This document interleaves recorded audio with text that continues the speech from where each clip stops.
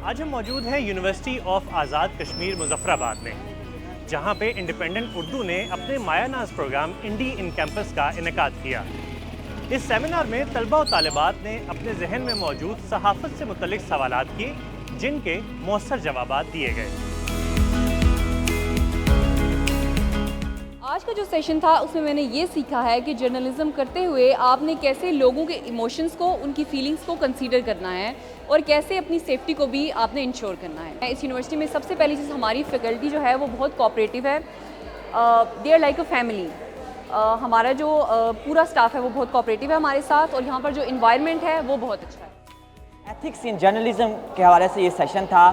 जो जर्नलिज्म के स्टूडेंट हैं उनको इससे बहुत कुछ सीखने को मिला, क्योंकि यहाँ पर जो स्टूडेंट्स हैं उनको इस तरह से कोई मौके फ़राहम नहीं हैं, वो सीख नहीं सकते इस तरह की कोई बड़ा ही ये इंटरेक्टिव सेशन था। इंडिपेंडेंट उर्दू, हारून रशीद का बहुत शुक्रिया। आज के सेशन से पहले मेरे बहुत सी परसेप्शन थी, मेरी बहुत सी कन्फ्यूजन है जो हारून रशीद के सेशन के बाद बहुत क्लियर हो चुके हैं कि जैसे कैसे हम अपने फैक्ट्स फिगर्स को लेकर अपनी जर्नलिज्म की लाइफ को परस्यू कर सकते हैं और हमेशा हमें सच और हक का सामना करना चाहिए।